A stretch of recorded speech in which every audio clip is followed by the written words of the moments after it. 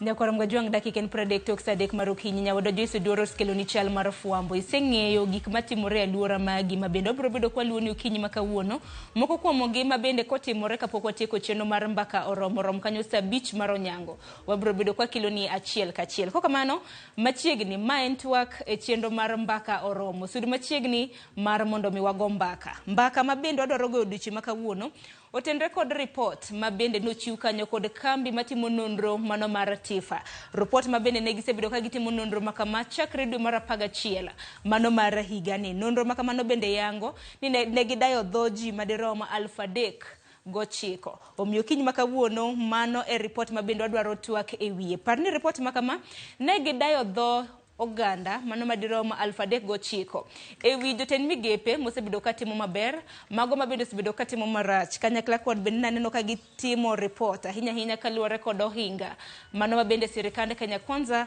osebedo kakadhe mamoko mabende gipenjo oganda otende kod pek mar ngima kanyakla kod mbi mago mag duond buche mapacho ka duto te obiro bedo kwa TWAK kwa dhi nyime gi chenro makama Nyakwaram Gajwang' Bath TV ni kanyo ibiro bedo ineno moko kuom nonro mago mag report makamano.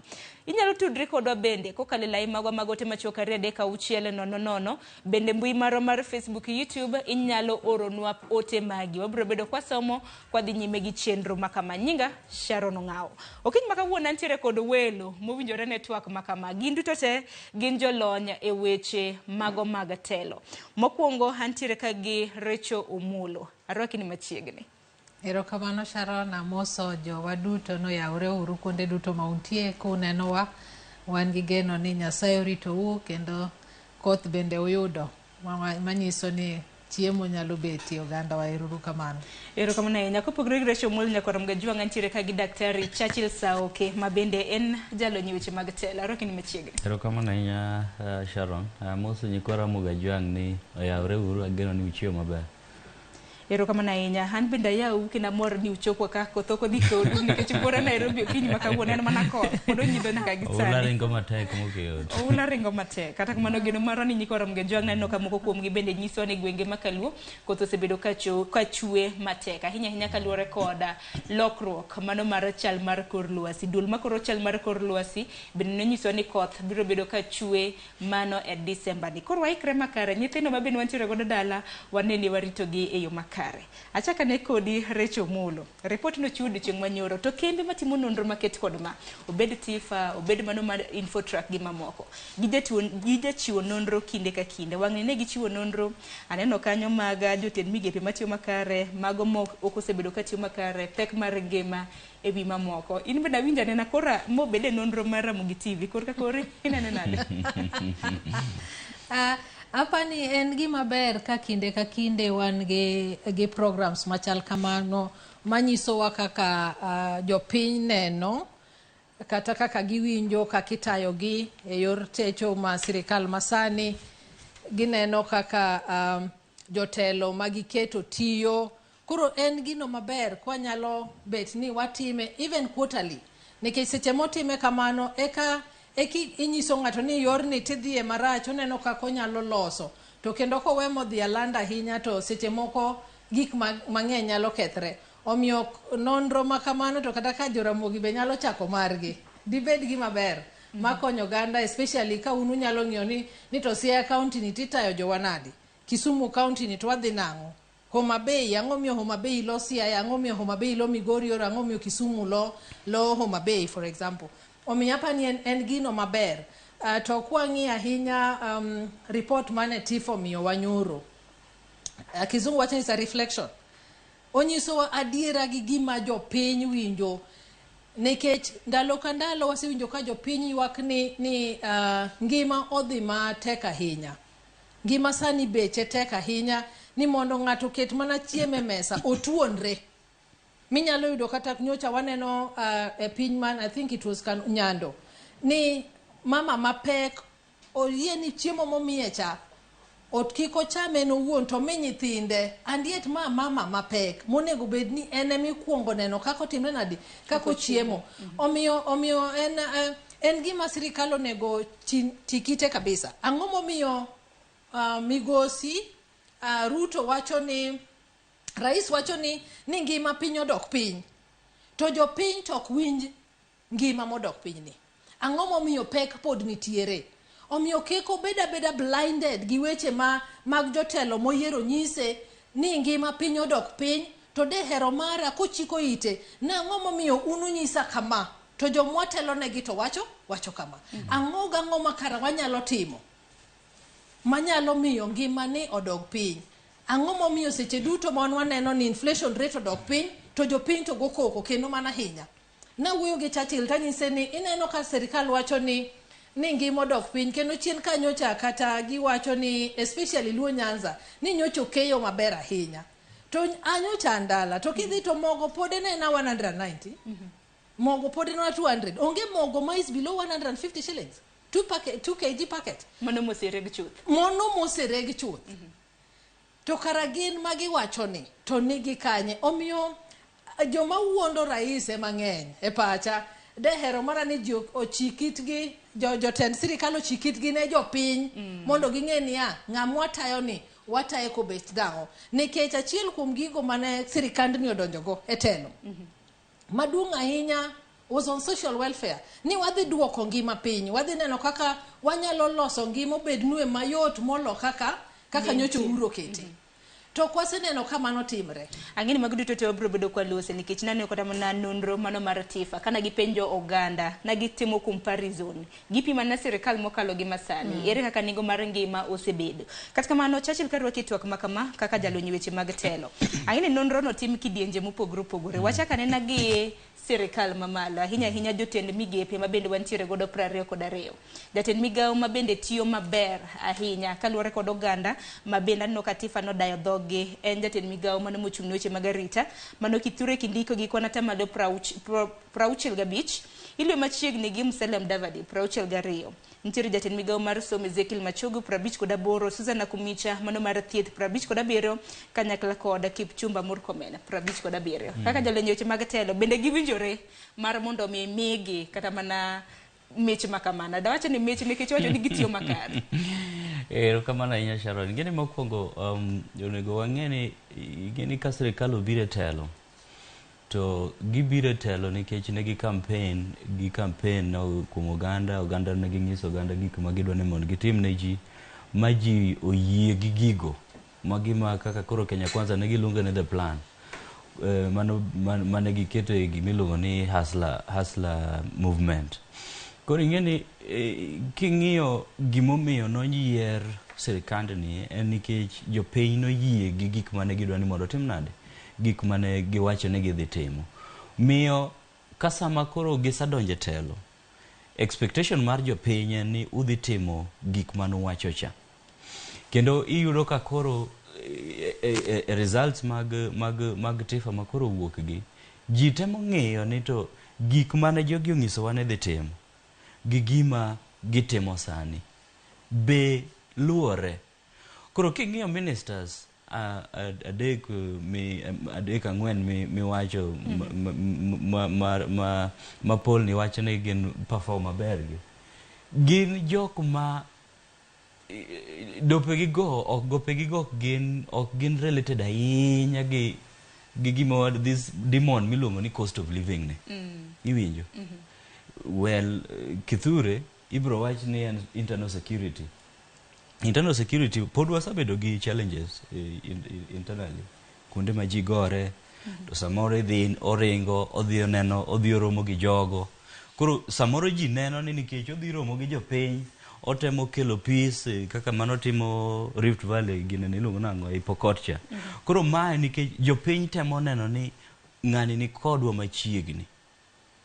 Koro ji neno ni oti samoro gimotimo to be onge. Dibeni kaluwore ni kan nikech wajamiyogi kata mana thuolo kwa kelo negi weche manyien kata mana wacho ni kuom ranyisi Kithure mano jatend migao mochung' ne weche mag arita odhi kata mana e gwenge mag Lamu kinenogi kata mana iwang' jowi kuom ranyisi king'iyo kata mana moko kuom jotend migepe ma bende nanyiso Nyakwar Mgejwang' kaluwore kod nonro mar TIFA mayango ni gitiyo makare mano nitiere Kindiki Musalia Mudavadi ma bende wang'e en prime CS kendo en jatend migao mochung' ne weche mag limbe wajanene kodhi kinde ka kinde Machogu weche mag somo ka yande na na ogol penj mar KCP ka kinyo na kumicha weche mag thieth comment stimo sebedo kala nyaka JKA mago contribute matin nikech iyudo ka ing'eni jopiny gin gidwa neno gima nyisore ni tiyo.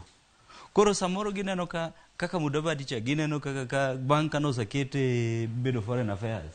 Inene ka en mbele kacha king ni kacha cha ineno pango gigi exactly. Koro jitemo neno ni kara gik motimo gi at least ki compare gi jomoko to nitie gimotimo. To gima inyo sirikand ni mogik en wach mar cost of living ni. Magi mora ma ka in waziri ni in CS to CS dino tiji en ti kama touch cost of living okawuondi onge kaka ibro bedo the best performing dibed ni ma the worst performance nikech the worst moywa goro tik nen kanyo jatend migawo mochung' ne weche mag teko e pacho ka wangi kaka nengo mag mudhi osebedo ka rengo mano chir ma bende haneno kanyo kano mikwana tamala pago chiko Aisha Jomo mikwana tamalo 23 ndungu ma bende jatend migawo mochung' ne weche mago mag treasury 24 ndungu en adi ndungu en 24 omako kanyo gi japi mano Zakaria Njeru gi Alice Waome ma bende en mar lo Sarata anene mopogre matin ni onego bed wang'iyo ni ang'o mane jogi ng'iyo to be awarded ineno dipo ka penj nopogre ne ng'ato ka ng'ato nikech kineno weche mag health ok wanyal wacho na diera makende koro wan maber ahinya ni nikech the KK government negi paint a picture ni kagi judo telo to chalo kagima kato hospital wadhi yudo for free wadonjo Kenyatta kacha onge gimichulo tiwuok kidhi Mama Lucy onge gimichulo tiwuok as long as ni donje dispensary mora to kidhi yudo shida to nyochi neno kata ka the county government just a while back motel negi Waiguru mabe a member of Kenya Kwanza ka ogodhoge ni oyo wadhi paralyze kendo nitie counties mwadhi loro nikech onge pesa seche ma government okor pesa ne counties one of the things magi paralyze en weche thieth nikech county health is devolved omiyo seche minyiso ni for example na kumicha tiyo maber ta dagombo ng'eyo niya ang'o maning'iyo mondo na kumicha for example oyud 57% ning'iyo no wuoyo mang'eny ahinya ing'iyo no wuotho mang'eny ahinya kosing'iyo the effectiveness and the impact e docket momiye cha gi jopiny iwachonwa sani ni you are changing the name of NHIF to something else. SHIF. How is that helping us? Rebranding. Essential service. Rebranding. Rebranding is done when you're marketing something. Mondo jopinyo hergino. To wan kaka jopinyo odoro neno niya kise rebrande. Odhi konya nade makata sani nyocha kane you had a big debate I think to nena chiel kuom joma ni wuoyo godo kipenjo ni cost of treating cancer en gimo sebedo ka chandowa ahinya itimi ang'o tineno keno wuono chako nyiso unia weche manyocha wawacho ka oyo weuru gi matin eka wadoke wuoyo manyien omiyo seche mimiyo ng'ato atamalo mang'eny to okwane gimotimo to be oknyiswa nang'o mopenje mondo mi atamalo no inyalo magi bende biro recho karam na kwang'iyo karam na chike mago motendre koda iwacho ni mago motendre kod thieth ma bende jatend piny Kenya nochiwe koke mago kelo lokruok mopogore ute mag thieth ineno chike to ber inyalo kelo kendo wan Kenya wawacho ni wan gi chike mabeyo kendo mana hinya mulo pinje mang'eny to the issue has been implementation emomiyo wacho ni kata rebranding go ina chiel kuom chike nikech onge kaka ne ginyalo loko nying koko bedo pass Churchill luonge marach rebranding it is rebranding it is the truth it is rebranding let's call a spade it is rebranding seche ma koro Ramogi oneno ni ogidwar paponi to giloke red what are you doing you are rebranding mondo ivuruta jomoko bende mondo heru mang'eny omiyo policies magi kelo to ber ahinya ineno to are we implementing them? What are the timelines? Magini nyalo konyowago seche miwacho ni kendi yena mondo amak weche mag percentages gi award manyomigi nikech ineno ka joma kendo no TIFA wacho ni tiyo mabergi, none of them except for Nakumich actually mano bed awarded. Ineno to joma ne omi award mang'eny mabeyo to kende joma ne joma Paul wacho no tiye marach kabisa. Ana paro na diera makende ndalo moko machienyo chupenjo wakaeni ineno ni sirikal osetiyo machal nade. Chunya kaka dhano jogi duto de pod nie below 50. Nikech Kindiki to setemo kata waneno kotemo koko manyocha nitie Rift Valley ka waneno kodok piny. Sondu bende odok piny. Matine no temo maradiera kaka migao momiye. Seche mama chogu wach ni is at 58%. To eno wono kia kata kamodwa dhiye bang' wuoyo in terms of what next for my ministry. Kawuono wacho ni results mane wachiwo kokber ahinya.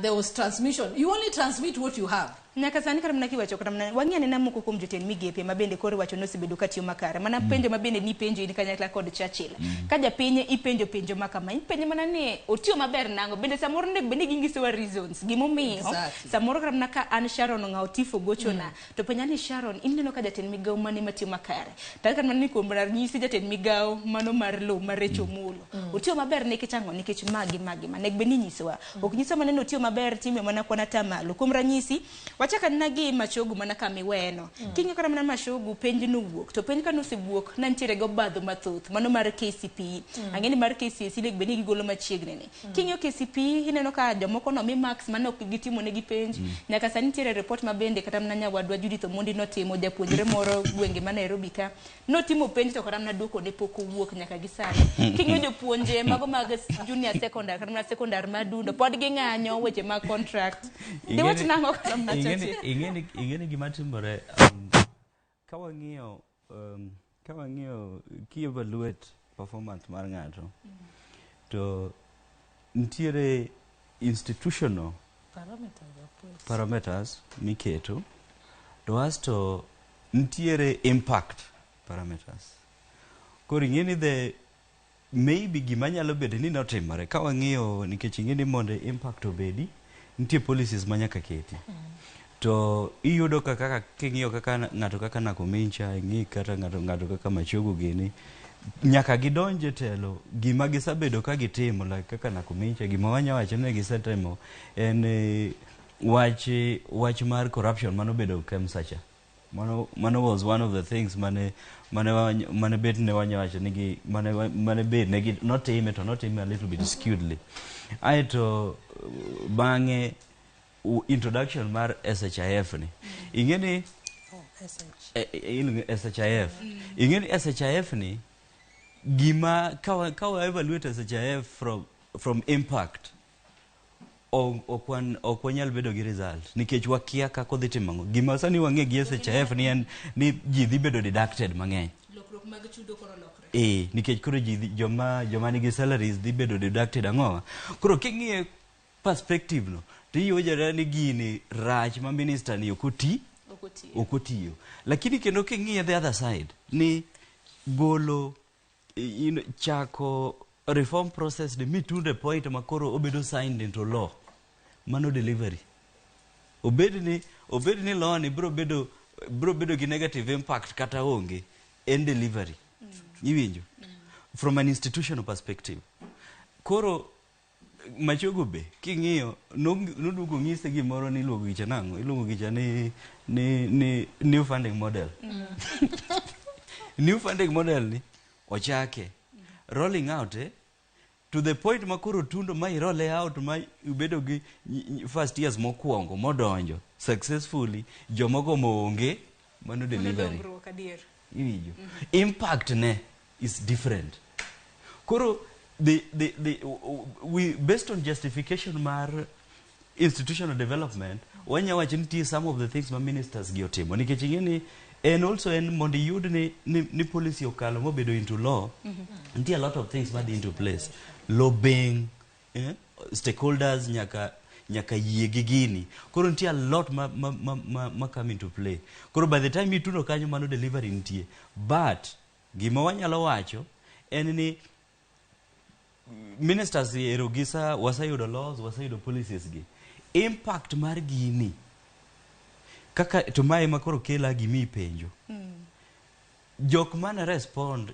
e poll gi gin ji aina mage nikech ing'eni bro yudo ka joma bro reason mawacho ni Nakomincha kata waziri mar education otiyo nikech gi roll out new funding model kata gikelo SHIF mobedo signed gin jok ma elitist jok mosomo gine ma gibro ng'e ni gini okaw ng'ani time motimo ang'owa otiyo ma by the time otuno ka ma president osaine en tich lakini ng'ama nie village man thurwa kor kucho en obro neno ni gini orito gino winja gini nang'o ni gini dhi miyo pesa wa dhi bedo deducted koro ing'eni the question is ang'o mane jogi penjo it's very important to ng'ama no penj gini nikech japiny kosewinjo bana ni pesa ne dhi bedo idhi ng'adi to wacho ni ng'ano rach mogik exactly ng'ama no penj gini momiyo koro nikech from my perspective in terms of impact ministers mowach ni bedo best performing gi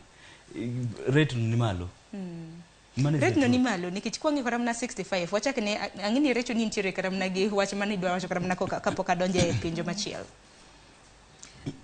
just mana kaka Churchill wacho ineno ni seche ma ing'eni policies kata ma giketo gi ma formulate gin gik ma agiad mondo konyo jopiny to ka japiny is not feeling the impact to kata gimitimo cha whether the impact is negative or positive in kaka ngamuket kata tibo wacho na tiyo nikech I pushed a policy.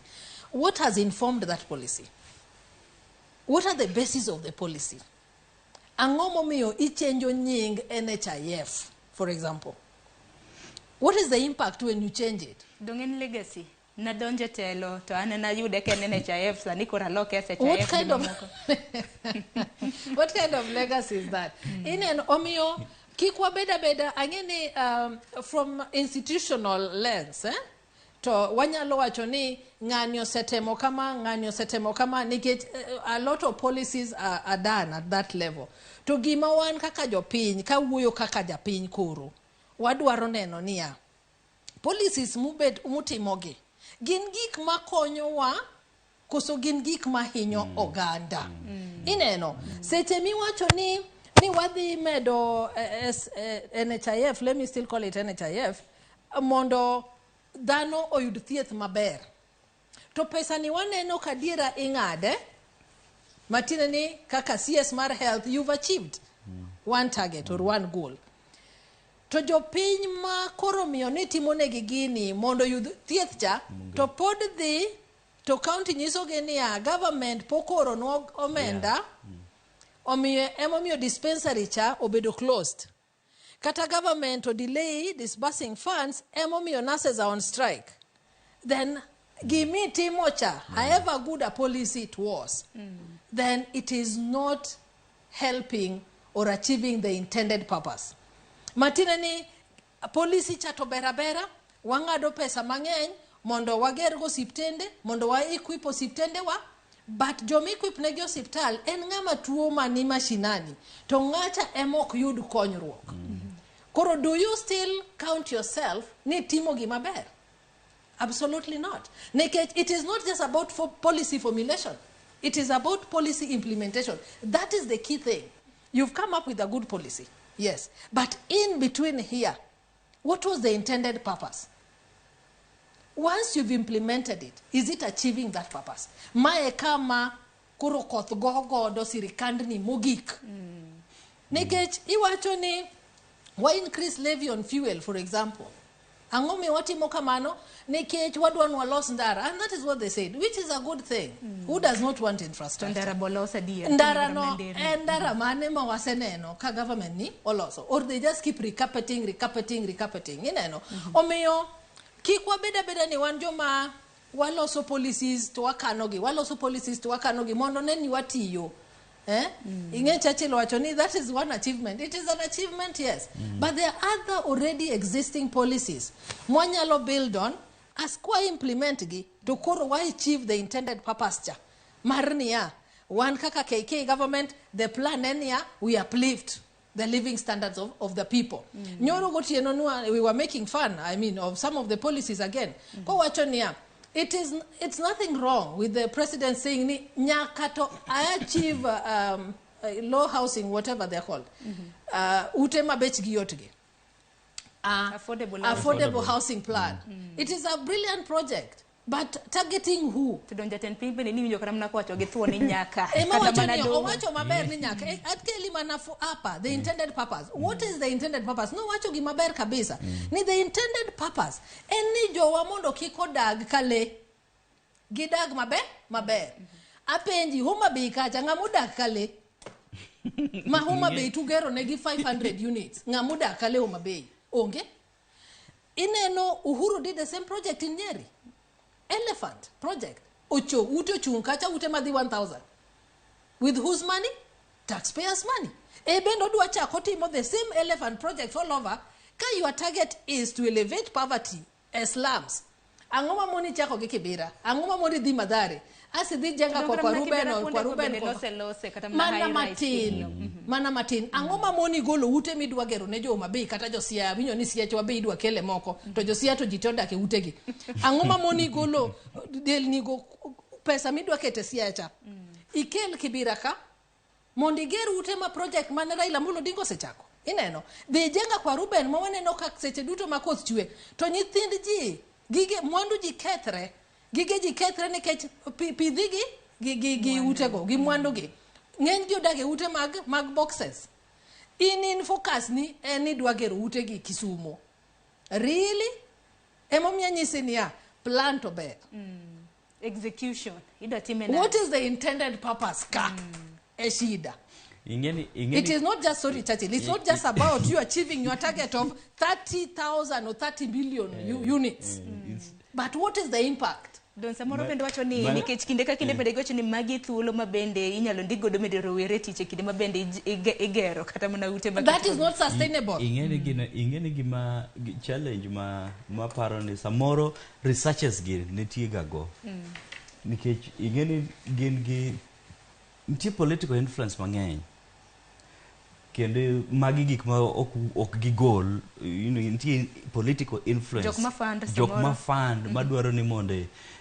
kaka koro iyudo ka jok moket best performing kanyi magi dwani mondo focus otimre nade focus otimre koro kaka health idwa gis kaka health koro idwa gisi ni SHIF ni ber mondo gikete e mind mag ji lakini ngeni performance gima broad sana hivi mana kaka Rachael wacho policy implementation institutional impact gik moko kaka even kata man human resource jok miketo e ministry ni iwinjo king'io ministries gi parastatals mane ministries gi the kind of people mantie kanyo begin jok man gi credentials ma inya wacho ni they are worth being heads of those parastatals mago evaluation parameters monego beni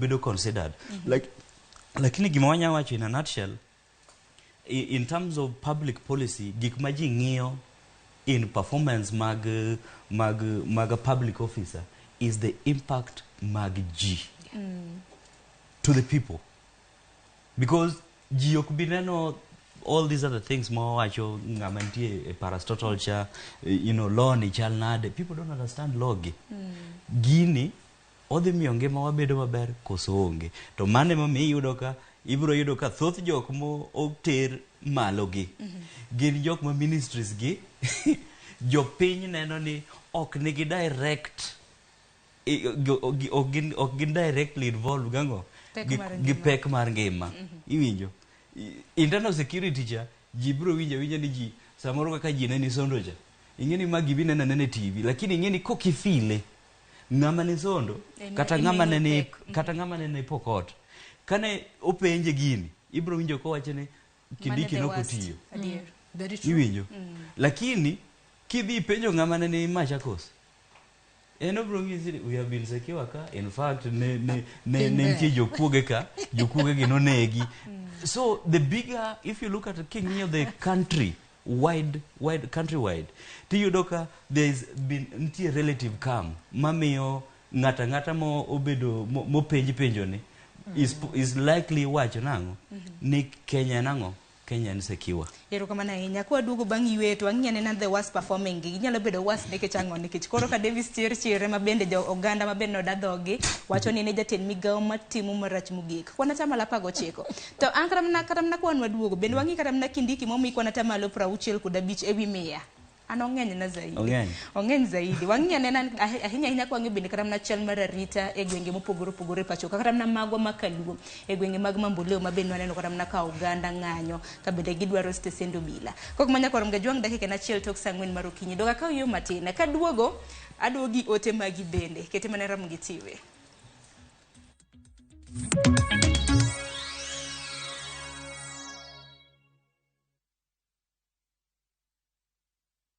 Christmas comes early na View sasa. Jishindie shilingi milioni 3 kwenye draw kubwa msimu huu wa Christmasi. Huenda bahati ni yako. Ni nini ulifikiria ya kwanza vile umeambiwa ati umeshinda nusu milioni? Ile kitu ya kwanza nilifikiria ni fenye nitafanya business sasa.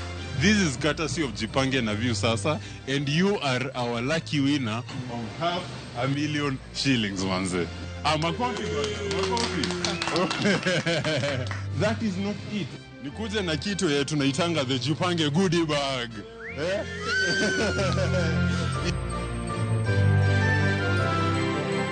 Jipange ushinde mamilioni na View sasa. Piga *487*3# sasa. Terms and conditions apply.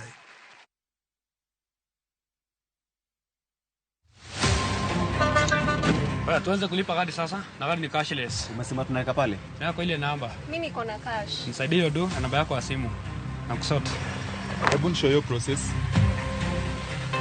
This festive season, safiri salama. Form ni digital. Kama wewe ni abiria wa matatu, iwe safari fupi au ndefu, hakikisha umelipa nauli yako ukitumia form za kidijitali. Hakikisha umepata risiti yako kwa simu yako in case kuna issue na unahitaji kulipwa na insurer. Risiti yako, yani your digital receipt, ndio ushahidi wako. Mambo ni digital. Wasiliana na mhudumu wako wa bima kwa maelezo zaidi.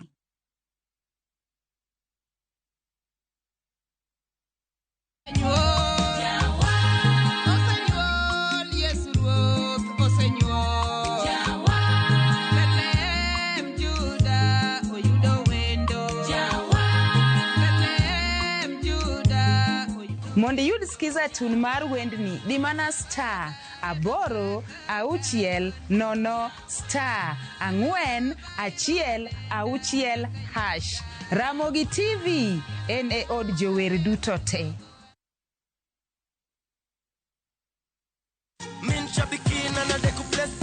Mambo sasa ni super. Mkiongea tunasikiza. Mlisema tulete jackpot ingine? Tumeileta 10 times bigger. Introducing Shabiki Super Jackpot. Hii sasa ni jackpot ya 5 million shillings. Unashinda ukipredict correctly games 15. Na usiposhinda inaenda kiongezeka kila wiki. Yani ni progressive. Bonuses nazo ni no.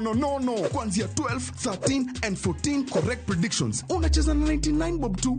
Chukua simu yako. Ingia www.shabiki.com. Fungua jackpots. Click on Super Jackpots. Chambua games zako safi. Review bit slip yako. Ukiona iko sawa, place bet. Alafu sasa unategea games ichezwe. 5 million shillings inakungojea. Shabiki Super Jackpot. Ni time yako. Minadai wote twenda hivi. Not for persons under the age of 18. Shabiki.com is authorized and regulated by BCLB license number 587.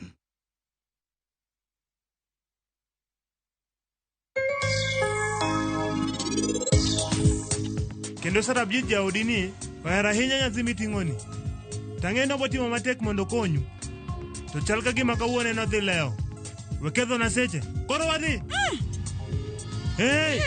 Mama! Dog chien.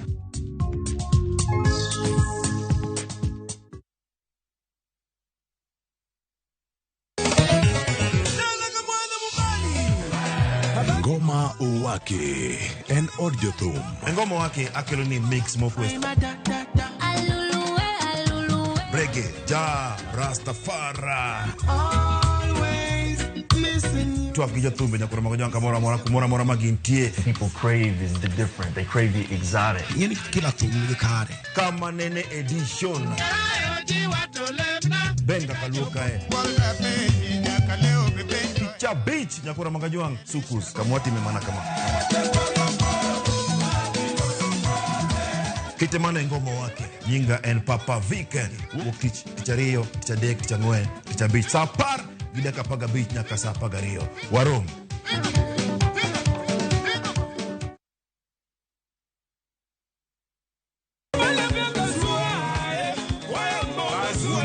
Golo marumba Siko kinde duto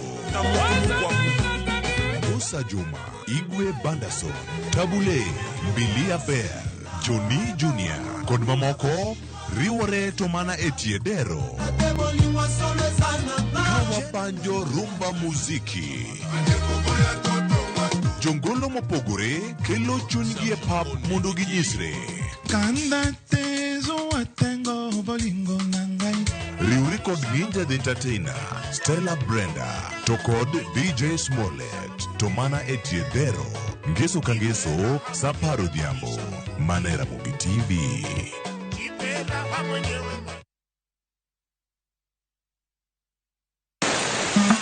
Wuodh fwenyo chuny kitwa.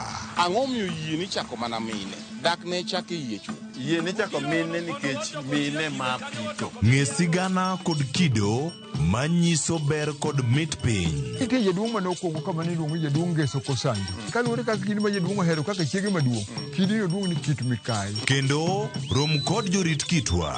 Mondo ne en dero mar jaduong' madhako moro amora ok dhiye. Piny mamako dhogi. Kamaru biro to maru to e dala. Iyiecho ne tiel. Omake amaka kama nyawana adhiadhia kinywana limi. Riwri kod Rabala Kwasi owadgi Rajabu. Kendo koro go jonam grech en duoko rech mane iseng'iewo. E 111. Ngeso ka ngeso saa 1:45 otieno. Mana Ramogi TV.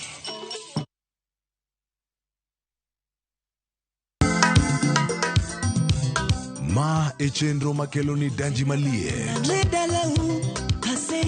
Gik od belo bai. Wakelo ni be. Ang'o mirito? Aliye juu. Fuata. Ma e chenro makelo ni duond yawuoto nage. Apuro puoth ngima, apuro puoth poetry bende apidho kodhi. Duond mine. Mine nyalo. Kod ohala. Ng'at mochako ohala nikech ng'ane no ochako. Gino gidhi mbak ndalo. Wuoyo goganda mar onagi kajiwo kik gibedi gi luoro. Kod Stella Brenda, Lynn Ramogi kod DJ Kolo. Wuok tich nyaka tich abich saa 8 odiochieng' nyaka saa 10 odhiambo. Mana Ramogi TV.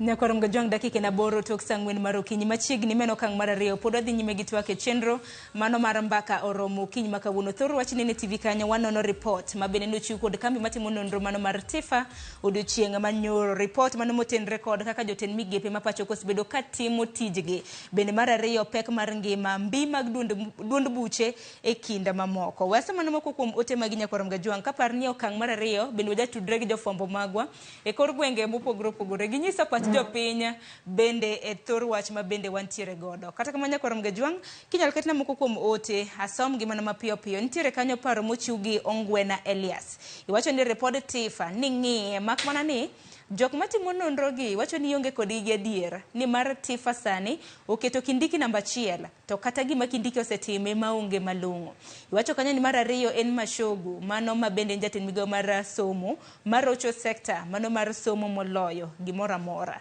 erokamano nyakuom ote mari ote machielo bende imedo kanyo kiwacho ni bende iwuoro kuonde magitime nonro to kod joma gikawo pachgi mamigi duoko kata tamalo mago mag miriambo mabendi chiwogo Ote machielo mar Charles Sakumu iwacho ni Sharon Sirikal mano mar Kenya Kwanza tich otamo.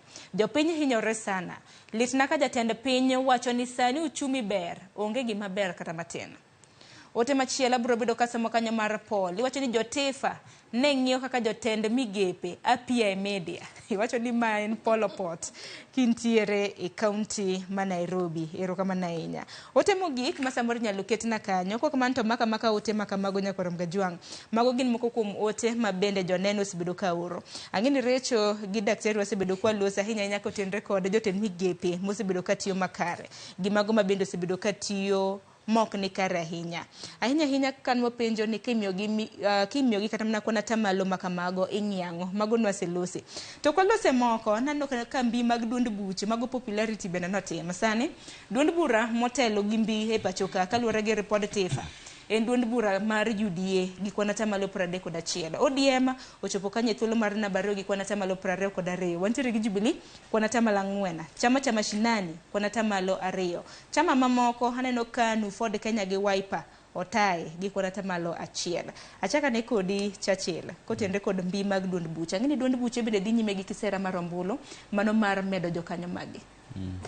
Ingene gina results no kayiego gimomiyo kayie kod ni onge kaka inyalo wacho ni sirikal Kenya Kwanza ok ti maber to buch duond buche to ti makare duond buche tiyiego malo bedo ni nitie perception mosa ma inform wach no nikech koro ji neno ni ma party mar president do koro kama party mar president ji dwa donje party ne nikech ji neno ni president nyalo timo ang'o nitie kaka onyalo find way ne through 2027 kendo koro gidwa bedo boot power.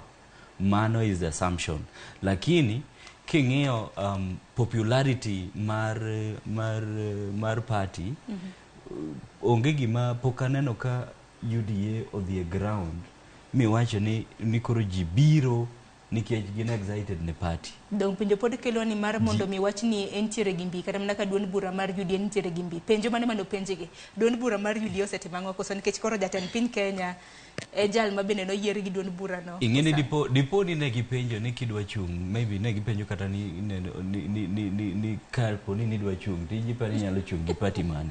Ing'eni thoth ji king'iyo kaka party king'iyo nitie jok ma kata nitiere zones mag opposition ma nikech telo nikech dwar ber mar telo ginyalo dwaro ni gibed associated gang'o gibed associated gi party lakini mano from an aspirant perspective opportunism no lakini king'iyo jopiny ing'eni mbi mar party ng'iyo gi excitement mar jopiny ni ma party wa wadwa ni mondo wabed e party ni onge rally mosatim mar UDA mineno ka ji bang yiero mineno ka ji odhi opong' magibiro kachacha nikech wabiro ma party wa mano saneno gi ODM kosa tim ineno jatend ODM osebedo ka ringo ji biro ko ringo mar kisera mar ombulu dong ni kisera mar mano party registration bene dhi mbele to dong mano ng'isi ni ji biro kanyo nikech gidwa register mang'isi ni giero party no lakini pok waneno gima kamano kotimore gi UDA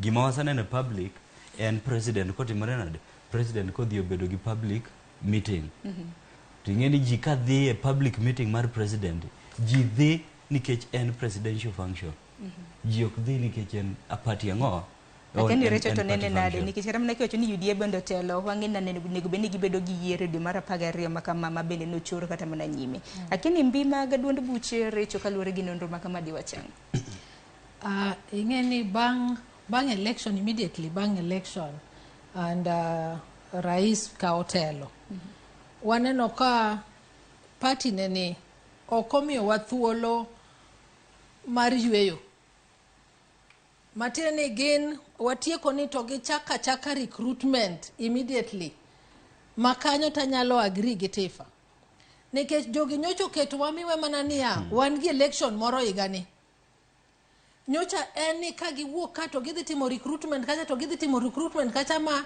piny dwe mar 4, 5, 6, 7 ka piny nena yelo nikech kawuono osiepa widi kama inti amosi ahinya owidi oketo recruitment siaya koa Siaya to dhi Rarieda ka gima oneno nyarawelo ok nyal.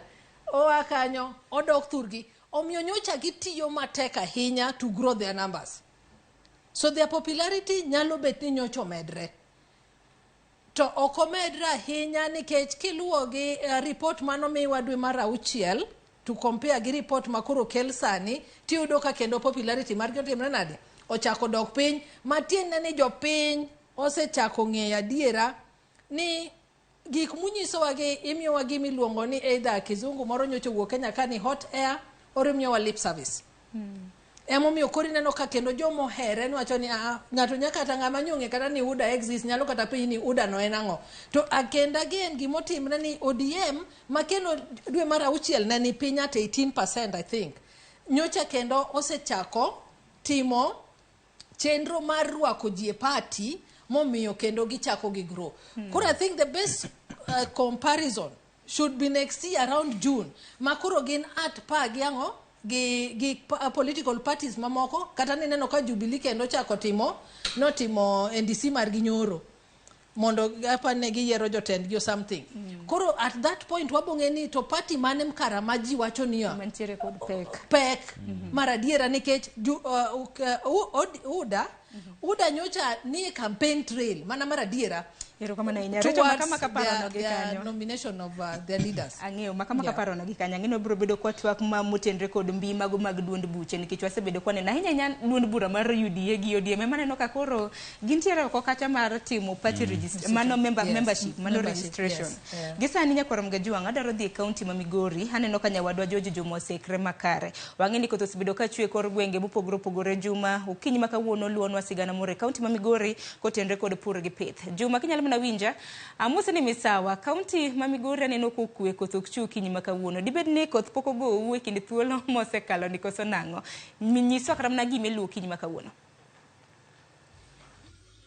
Erokamano Sharon, county ma Migori ochiewo makare kendo koth chwe makare kabendo kinyi makawuono watwak wechego mag pur ma en odiochieng' makawuono mengego mag Lechota kama bende nitie odiochieng' mar jopur midendo kaka Farmers Field Day ma bende olosi kod riwruogno mar piny owacho ma bende ong'ere kaka Lake Basin Development Authority.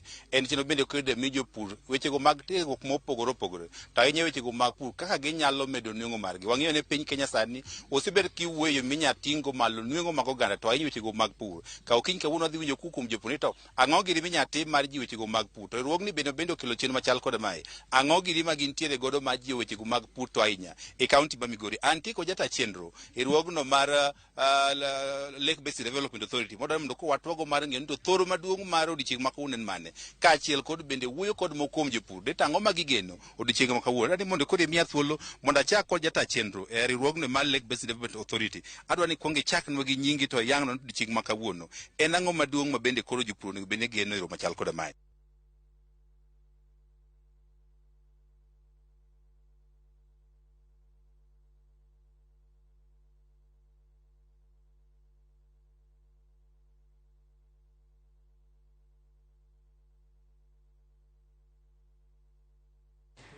Mana kamanya korom gajuang wago musa hinya kuom ng'ikruok mar duola makamano wawinja naka koloso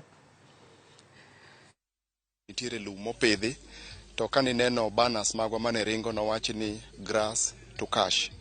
Now grass to cash tiende ni wang'iyo ni jowa manyalo timo pur mag lum mondo us chiemo go kaka chiemb dhok kendo jowa matimo pur mag dhok bende nyalo yudo thuolo mar pidho lum mondo gimi dhok chiemo nikech oseyangore ni seche ma watimo gimiluongo ni zero grazing wapidho lum to dhok mwapidho wamiyo lum koro ok giwuothi ka gi cover distance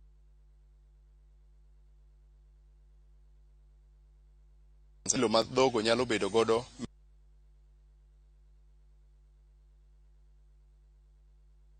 nitiere bando mwapidho demons kawuono ni yore minyalo purgo masani kaka tiyo gi fertilizer kendo timo irrigation iluongo ni smart agriculture kaka ginyalo timo mondo yuto gi odhi mbele. Kendo odiochieng' makawuono wabro nyiso jowa mag jopur ber mar lita alwora mondo wane kaka wanyalo pidho yiende mondo wabed gi koth makata koponi ji puro to ji nyalo bedo gi koth moromo mag cham. but ahinya kawuono watemo kelo nonro kendo watemo puonjo jowa mondo ong'e gimiluongo ni smart agriculture gi kaka ginyalo tiyo gi yore masani mondo tim pur mondo yuto wa odhi mbele. Sami wuoyo weche mag pidho lum, ok ang'e ni lum abila mane nikech samoro japur ok ong'eyo lum mane mutemo siro ahinya. Kawuono wa demonstrate ogada, aluonge gi dholuon ogada, and of course nitiere species mang'eny mag ogada wabro demonstrate negi nikech wasetimo research, waneno mano manyalo ti e gweng' malichota kaendi. So mana achiel kuom gima wabro demonstrate ni ka en ogada to en ogada mane manyalo ti lichota ka, to kopidhe acreage marom nade, to what do they expect in terms of return on tonnage on production. Ok ang'e nro machal koda ma wano kama e kinde ma higani kata higni mokalo mukele Migori ka. Ok ang'e ni ugeto chopo kuom jopur maromo nade, to kinde maromo nade mudhi timo machal koda mae. Odiochieng' ma kawuono ne watimo sensitization, wageto ni ang' ne wawuo gi jopur maromo 2,000. Maendi e chenro mokwongo mwatimo Migori ka, to wa operate in very many counties, around 18 counties. Koro wan gi chenro mar timo gima kama in each and every county, counties 18 mwa operate. And bang' mano wabro bedo kwa timo assessments mondo wang'e ni to puonj mwapuonjo jowagi be nitiere duoko moro. So wabro timo gimiluongo ni post assessment mar puonj mwasebedo kwa timo. Piny kosebedo ka TWAK e wechego mag jiwo nweng'o mar chiemo, ang'o gidi ma pok watimo mane ne wagolo chiemo moromo kawe kod nonro musetimo? Erokamano ahinya.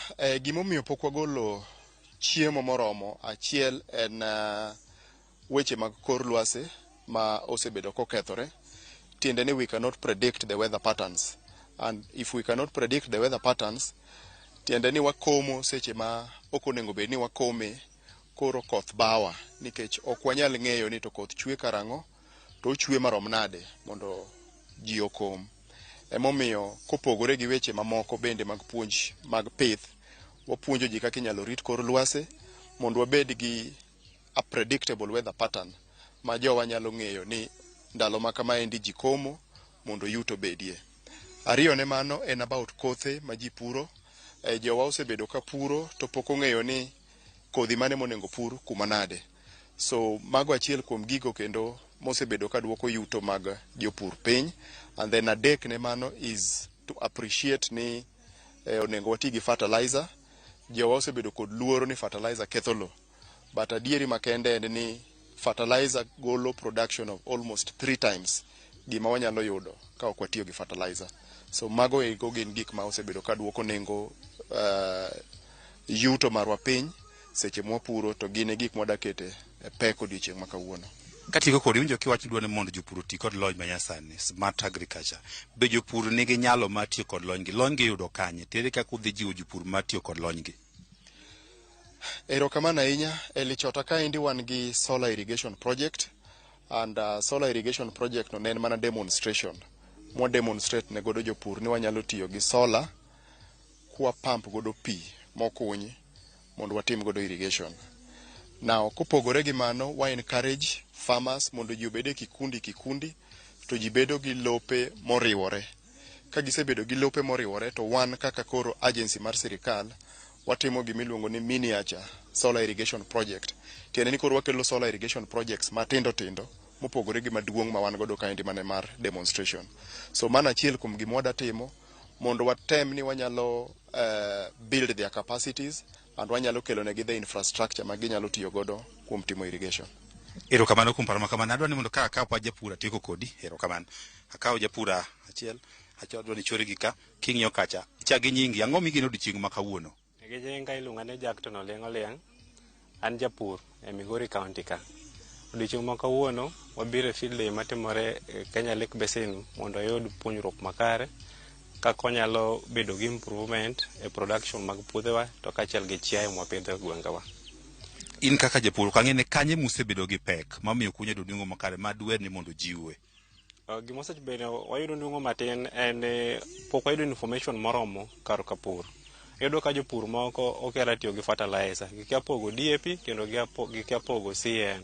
Iyudo ka moko tiyo gi CN kar planting and gitiyo gi DAP kar top dressing. Koro wakoso puonj makare.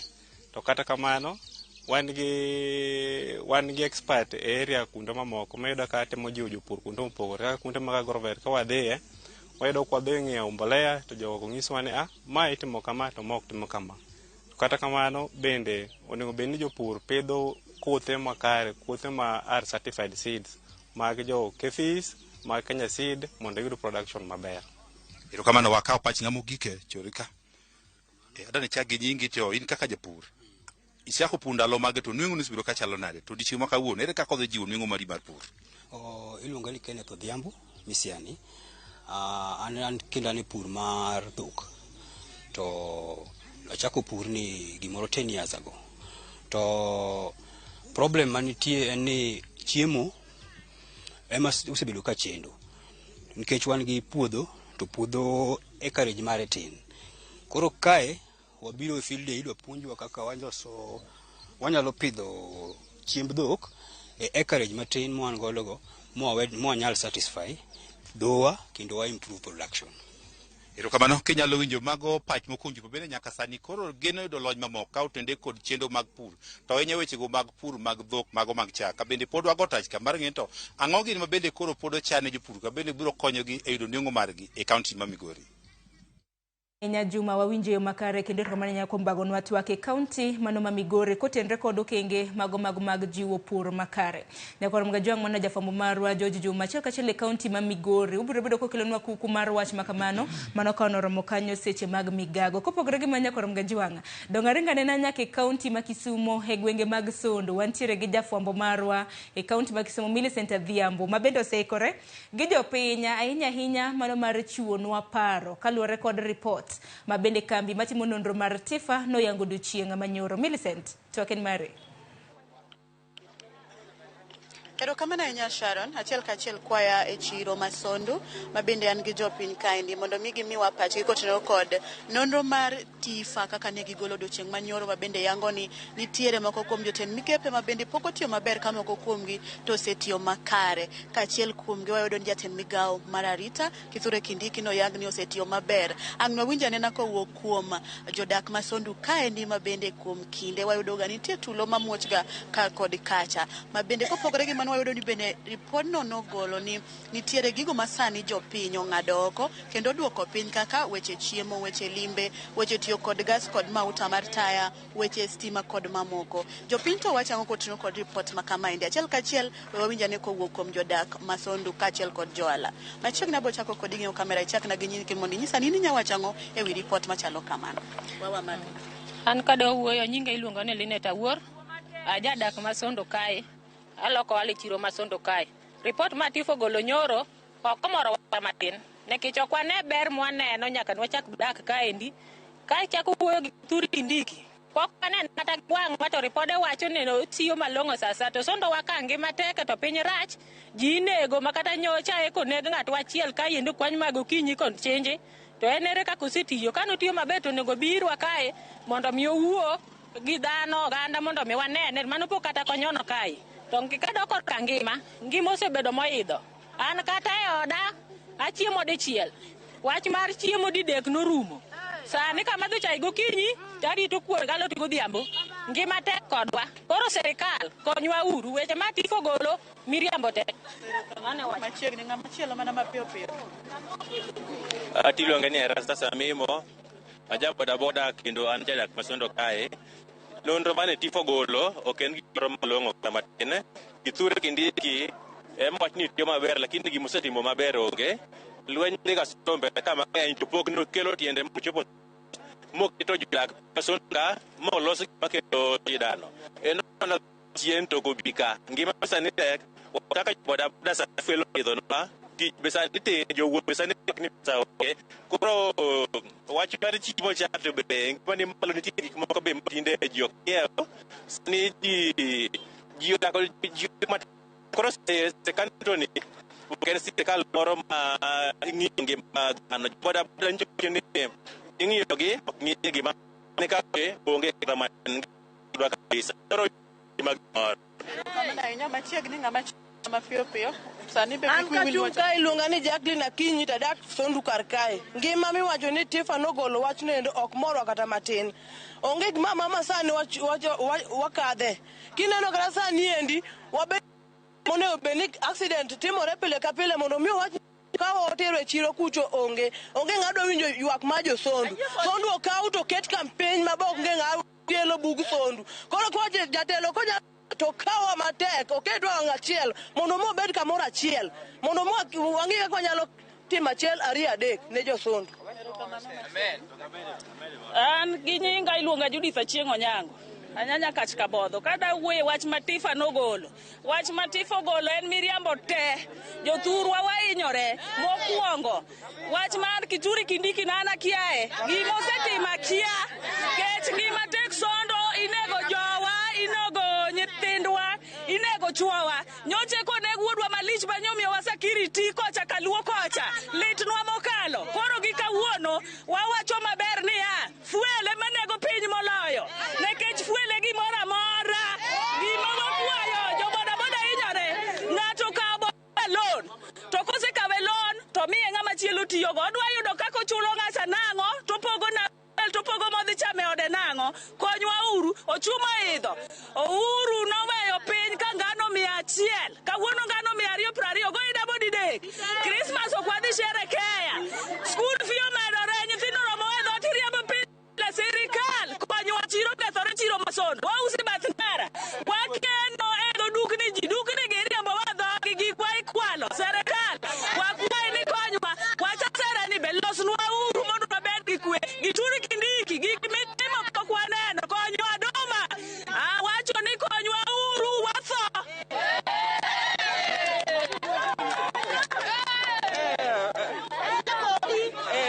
An gi nyinga an gi nyinga iluonga Kinyi. An johala masondu. To waonge gi kwe. Inego jowa pile. Nyalo wuoye be onge. To iwacho ni wan e bwo sirikal. To sirikal ni karo tiyo joma chal nade.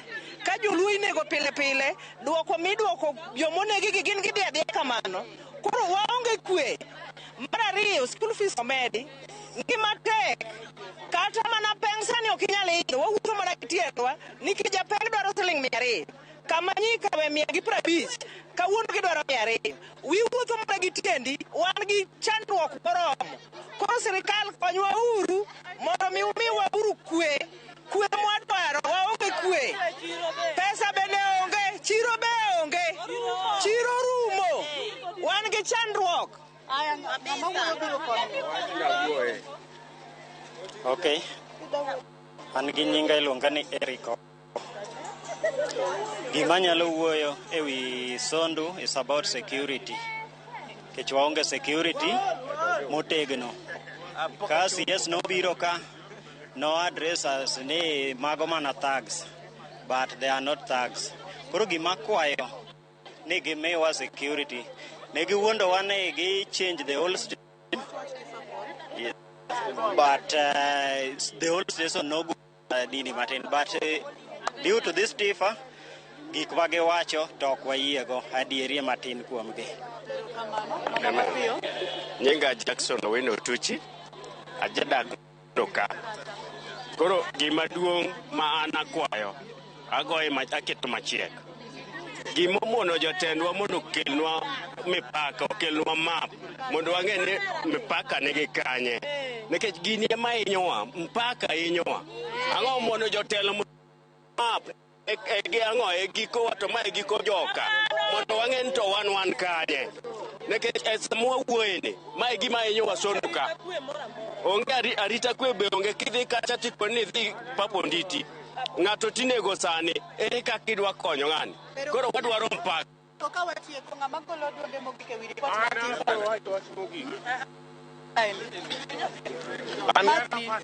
an gi nyinga iluonga ni Kalonzo Chieng'. Ajadak masondu ka e. Achung' kaka wuoye loje. Wanojen matinde ka niche watieko skul ka.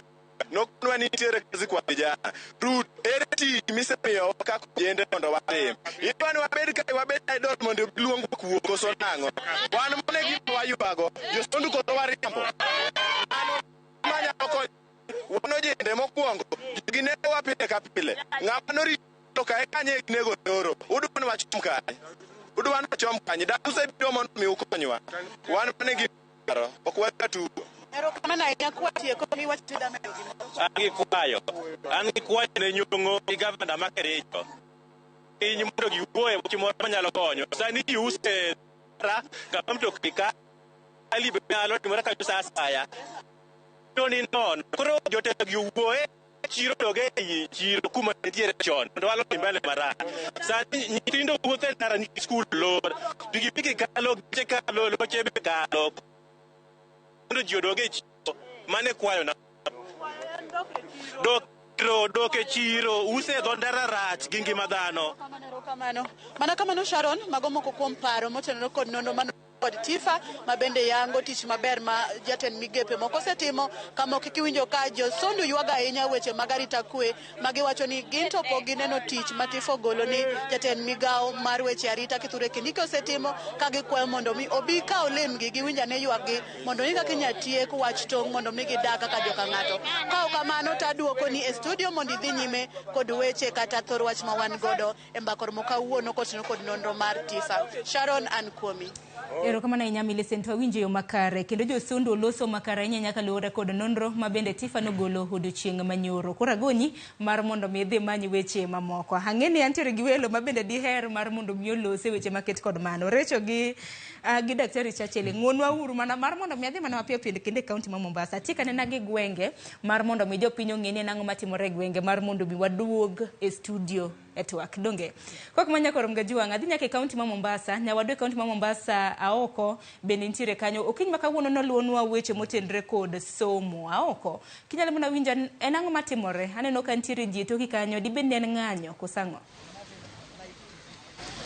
Ero kamana henya mana kaka iwacho no e kaunti ma Mombasa kawuono aluwo weche mag somo kuma gie sama wuoyeni antiere gi riwruog jopuonj mar Kupet ma kawuono bago ng'any mamuol e chuny boma kaendi ka gikone gin gi ng'ur matindo tindo mopogore opogore makwako sekta no to chutho mano ochung'o weche mag somo especially mano mar JCC. Adwa ni an kod gi kaendi kendo antiere gi jotelo mopogore opogore but adwa mani giwachna ni to ng'ur mage magin godo ang'o gine magidwa nolosie to chutho mano mageto bero sekta mar somo. Ayuda ni achiel kuom giso suda machiegni kacha na gi nyingi tinyisa ni un ng'a gini to weche mage ma untiere godo. An gi nyinga iluonga ni Paulina Doyo Nyango. An japuonj mar junior secondary. Apuonjo Kwashe. To ywak ma wan godo ne sirikal achiel ne gindiko wa e yor contract mane giwacho ni dhi rumo bang' dweche 11. To kochopo sani ichuno wa gi thuon mondo chakwa renew contract higa achiel kendo mabiro. Msara mimiyowa en siling 17,000 gi uchumi masani ngima tek wan jonyuol wan gi familia. Otamo wang'wa kaka wanyalo timo. Koro wan kwayo ma wan godo gi sirikal kwayo mamuol. Giwinjo ywakwa, gindikwa kaka permanent. Mar ariyo, giterwa e senior secondary school. Primary school onge facilities, onge laboratory, onge library. Nyithindwa chandore, wan ground wang'e gima timore. Wan joma ochako this CBC, wang'e gima timore ground. Tich tek kacha, wachalo joma wuondo nyithindwa.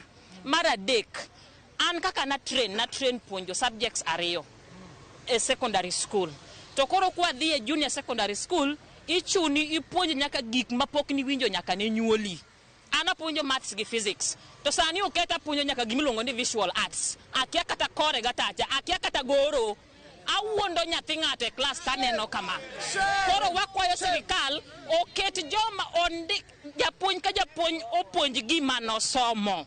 Mane kwayo ma wan godo. To mogik sirikal TSC the commission machogu Mr. President William Ruto ndikwa on permanent and pensionable terms. Thank you.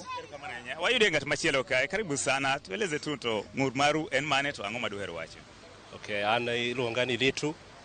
An jalup jakeno ma Mombasa kae. Wan mana gi wach achiel ni tarik 16 Kupet dhi romo Nairobi. To wan gi dwol achiel. Wakwayo ker gi muolo ni jopuonje JSS ondik on permanent and pensionable basis. Ka onge mano to Januari onge sikul mar JSS mibro yaw, to onge jopuonje JSS mabro donjo tich. En mana kamano. Wakwayo gi muolo ker winjwa. Ero kamano. Tueleze tu katibu, tuliona serikali ikitangaza kwamba walikuwa wamejiandaa na walimu walikuwa wametayarishwa ya kutosha hasa kuhusiana na somo la masuala ya JCC. Je, unajaribu kusema kwamba walihadawa Kenya? Nyinga Linet Kamadi, an jagoro mar Mombasa Kupet kaeri. Abende adwa duoko penjo mopenja ka wacho niya. Jopuonj moket ni puonjo JSS gi, gina jopuonj mabe odhi skul motiegre maber. Gima timore ni ichuno gi ni mondo gipuonj gik manok gisomo. Jopuonj sekondari ipuonjre ga subject ariyo. Ka in ipuonjo history gi CRE, machielo puonjo kwano gi chemistry, nyawadgi puonjo biology gi physics, jamachielo puonjo Kiswahili gi IRE kata English gi literature. Koro kawuono ni ochun gi JSS mondik gi niya. Ka uno semi tich jopuonj ariyo JSS achiel, koda upuonjo history gi CRE, koda upuonjo maths gi chemistry, ubiro puonjo subject go te nyaka mane pok isomo. Kora diera manie ground en ni jonyuol gi serikal ni nyithindo gi ok puonji. Nyithindo gi time gi rumo, gidhi mana medo higni e sikul ka. Nyithindo gi kabiro dhi e senior secondary school, onge nyathi mabiro ng'eyo ja science ok nwayudi nikech ok opuonje science chakre e junior secondary ka. Koro ok obi ng'eyo kod onyalo bedo daktari, kod onyalo bedo engineer nikech gimoage junior kaeri ok bi miyo obed gang'owa gi ng'eyo mar kalo kwano kata chemistry miwachono. Gimar ariyo, gima thago en niya, Kenya kae wan gi Teacher Service Commission ema ndiko jopuonj, ene mo register jopuonj, lakini chakre nyecha loch manyien ni obiro, waneno ka koro tinde josiasa wuok mane liete, to gine wigeche, to gimiyo ji barupe. Jomimiyo barupe gi mana jok maging'eyo, wan wakiagi. To jopuonj monego bed ni imiyo nikech wan CBA manowachonwa niya, ni kondiki as an intern itiyo kod dweche 11. Kae ibedo confirmed, ai wachakwa ka junior internship moko, to sani eri mago noruchite gi raba, ng'ama norucho bende wakia, to pok wadhi e referendum ma waloko katiba. Koro wakwa serikal, wakwa Nancy Macharia kaka jatendwa mar Teacher Service Commission, o advise serikal maduong' niya, nitiere kaka indiko jopuonj Kenya ka, to josiasa wan be okwadwa ni interfere kodwa. We have a commission. Weuru commission wani otitije. No to wan wawacho ni chakre tarik 16 kaka winjo lit wawacho ni wadhi winjore. Ka joya osikuli higa manyien, junior secondary ok no yaw Kenya ka nikech ok wabidhiye. Okang' mane miparo ni onego bed ni kawo mapiyo mar reso wach lony mag jopuonj to chutho mago mikoni ok otiegore to koro ichuno mondo mi opuonj somo ma gionge kod lony. Okang' monego kaw en ariyo. Achiel, kauru junior secondary uduoke secondary school. Okang' mar ariyo, jopuonj gi migi uru permanent and pensionable barupe. Magi jopuonj manego beni gisetieko contract gi, sani gin permanent and pensionable. Ka udwaro jopuonj manyien, ndik gi uru manyien, moko interns manyien otiek dweche 11. No to gimwacho ni wawuondore. Thank you. Erokamano. Mana kaka winjo janeno mar Ramogi mago ng'ur mag jopuonj makoni somo mar JSS nyaka sani endi ikruok malongo mantiere onge gikon jopuonj sani ichuno mondo mi opuonj somo mag gionge kod lony. Koro gino magineno ni samoro nyalo kelo ng'ikruok ne somo mapacho ka to chutho ne nyithindo masani somo e JCC. Kowuok e kaunti ma Mombasa, ni Ramogi TV, nyinga and George. No confirmation, no JSS. Erokamano ahinya jojao kwa guni erokamano ahinya kuom bagonwa TWAK mago ng'anyo e kaunti ma Mombasa, mago mag jokanyo mag Kupet ma bende nyakwar Mgajong winjo kaka giwacho ging'anyo ka bende gidwaro mar mondo mi jopuonje mago mag junior secondary kata na secondary ma adundo mar mondo mi ondik tich omigi permanent and pensionable. Koro mane sigana ma bende nyawadwa George Saoke luonwa achiel kachiel e kaunti ma Mombasa. Ng'eni koro kwa duogo hang'eni jo osetwak gi jokanyo ma Kisumu, Migori kanyakla kod Mombasa thuolo nyalo bedo ni oringo. Koro wanywanda nikech lose nondo mar TIFA bede angeni Rachael weche mag somo bede kopogore gi mag siasa bede angeni chiegni gi dho chunyi. Inano ng'anyo kanyo timore, jopuonje bende wacho ni po nono ni okomigi contract mano mar permanent to gidhi puonjo kendo mano chakre dwe mokwongo. Ing'eyo ni tich ka tich kata marine, if you're not motivated, kizungu wacho kamano, ka okomi chunyi olendo ne tich orohero gimitimo no, to kinyal time kikete chunyi ahinya nikech bineno ni hoyo achuna gi dhi tich ka yudo kama chielo tanyala we. To sana wach mar somo at formative stage kaka nyithindo matindoge, ka japuonj nyalo chung' to wacha diera ni ing'eni aonge gi rieko mar puonjo subject mimiyani, mae gima ana wuona kia tiketa kacha na puonji matene sirikal okodeo ni nyithindwa gi generation mabirogi mwachako godo CBC ni because they are the pioneers. There was the second cohort mar JSS. To gidhi chalo nade mbele ka. Sirikal wang'eyo duto ni ok noikre ne loko kaka chenro mar education onego bedie. To education mar Kenya ka en gima koro waneno kendo yangre ni they are gambling with it too much. Ma ok obadho gi niya nyithindo michulo negi school fees gi. Be wane gi curriculum makata nyathi o transfer from Chenda primary kama nasome to Gotabiero to dhi yudo kako konyre. Koso enena ni skundne nigi kako puonjo ng'ato, mabe nigi kako puonjo ng'ato, mabe nigi kako puonjo ng'ato. Omiyo ok en gima ber ka jopuonj sayo sirikal na setiyo ni koro ndika tich.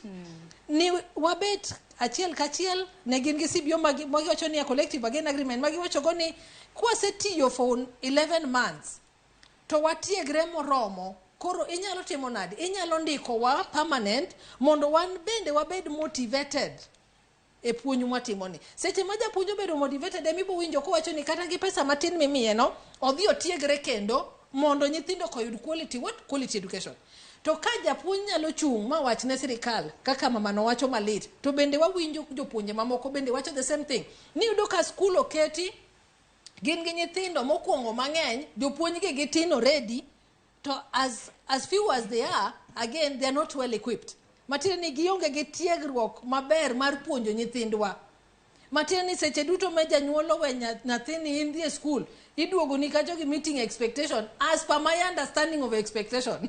Matiende ni ka kia gima elephant en to understanding mara mar leno ema badhi mi manenda diero wawege kanyo kokia ni otimango wewe wach ni nikech waneno ka jatelo migao mar education no minya kawad ma en gima odhiero jopiny ni ng'ama waduto waneno ni ok tim maber ni seche ma ng'ato ok tim maber tini you rub the shoulder the ego nini initiyo maber wuoda daktari dhia mbele gi somo dhia mbele to wang'eni nyathini onge gimotimo iwuondo ng'ani monego nyisi adira niya waziri migao momini to kwane koromo kodi ahinya emomiyo ne winjo kata ka ndalo manokete to jopiny penyo niya gimoro kaka education onego mi an educationist ng'ama understand ni ber somo mokwongo en ang'o ana wuon madwa donje e migao ni asomo marom nadi I must have loved education ng'ama nigi degree achiel koero somo kik wariambe ng'ama nigi degree achiel koero somo mano koro kwa pimo koro jatend migao masani mano osenindo ne osebet kanyo mano ng'ata mano wacho ni educationist ne wang'e Saitoti and we could talk about Saitoti nekech nwaneno kochal gi migao momiye macho unani obiro professor Magoho biro ne chal gi gima nomiye when Amina Mohammed no mi docket mar education ne jopinyo ywak ne gi ywak na manogole nekech she was not an educationist and she understood nothing about education. Let me just be honest. To Amina Mohammed is a replica reincarnate Maren Mashum.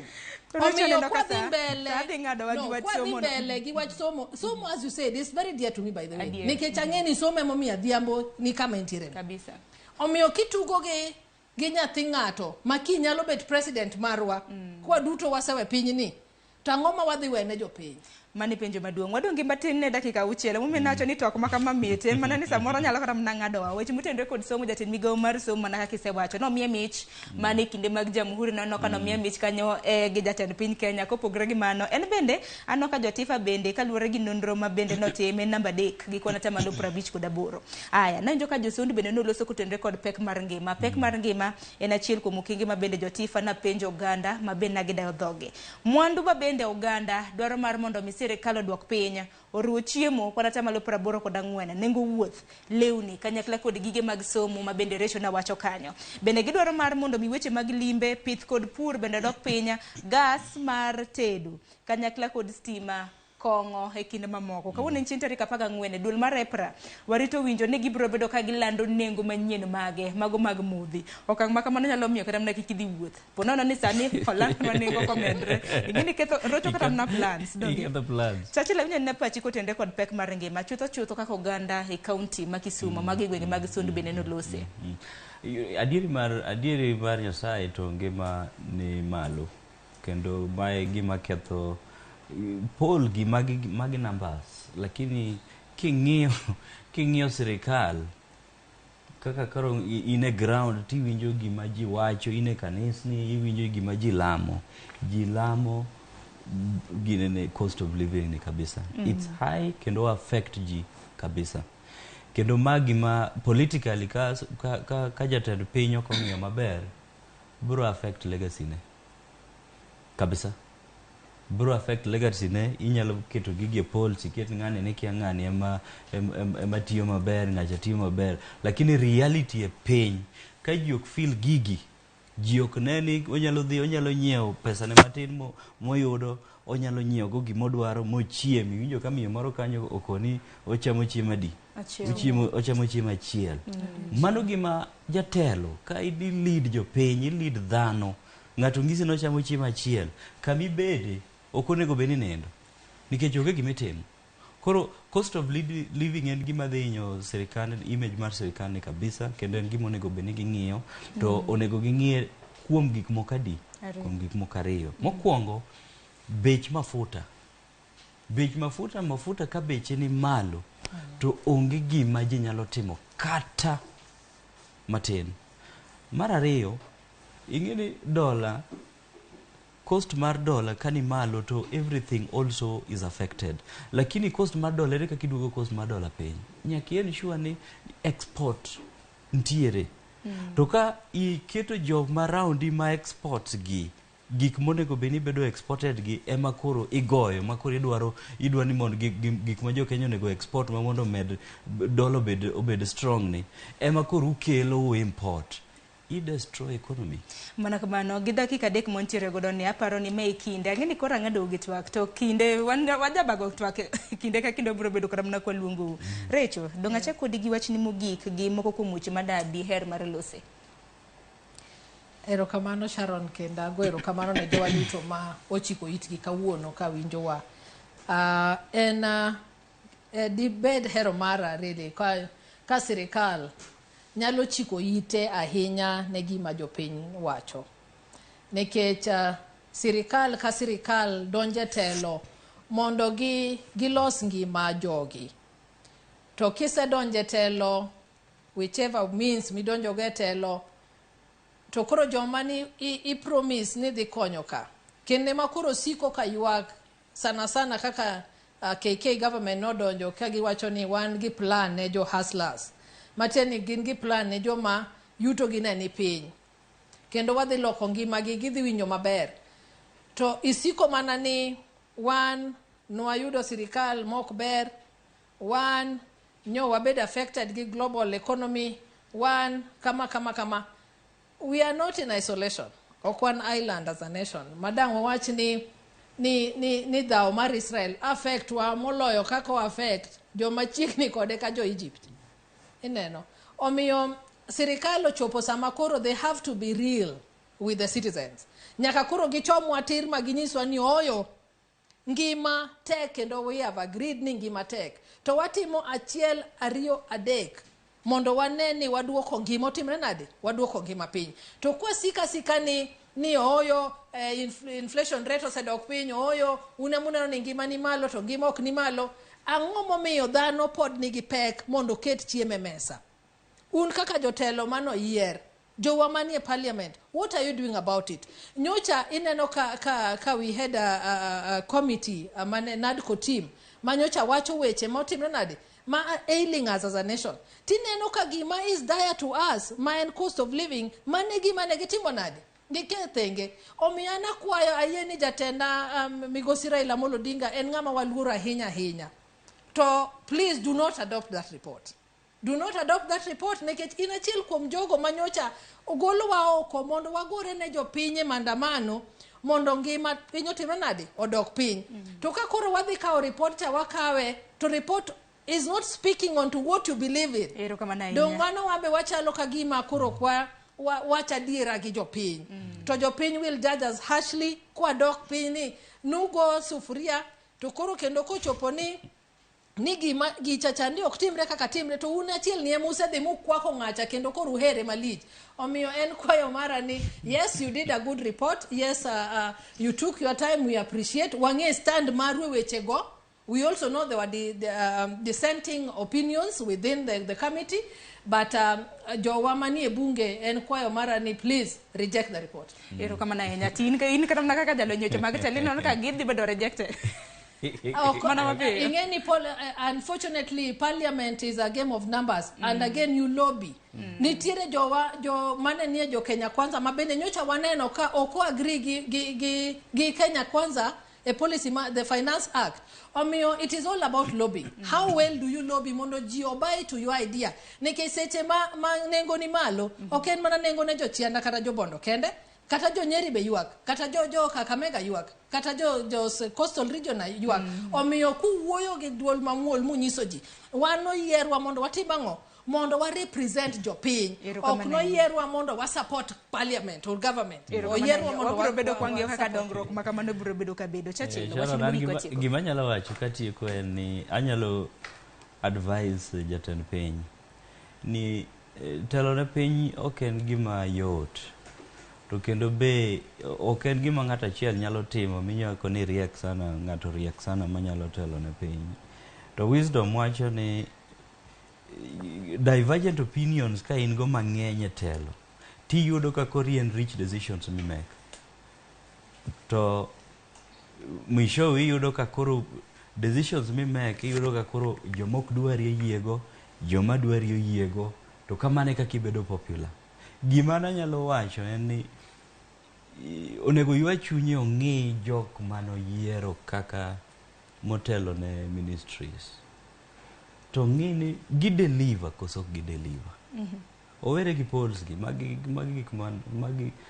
parameters mag gigi kala mna jotin migepe mabende koro niwacho no itiyo makare ok nego ber ka bende koro ging'yo ni an koro nosemia mich piny oseyiera. Koro onego bed to ng'e ni jok mana miyo tije gi be gikonya timo gik mana ng'iso jopiny ni adwa timo mana mapiyo kapok ong'adwa ka onge to ogolgi oket jok Kenya ka nitie jok mariek kata wan mbore kawete toni kitego nyaki gore ni debe Churchill agoni ero kamane tole mong'ado waka ero kamane na Dr. Churchill Saoke jalo nyeweche mag telo koro weche mag telo bende ong'eng kuma nyalo podo nie matin e dhiang duong donge Rachael in na goni ero kamane nyakum de thuolo matwa kod okin makawuono ne koro mga jonga goni ero kamane in bende kuom bedo kodwa ng'eni ote ti yoro modhuro sa mong'ado wa ng'eni kiny bende odiochieng meda uru somo paro market kod ma tagoni ero kamane nyakum kete TV mar Ramogi chenro makama nochako sa apagario mano mar okinyi no kan kenda kaka pile na ntiere gi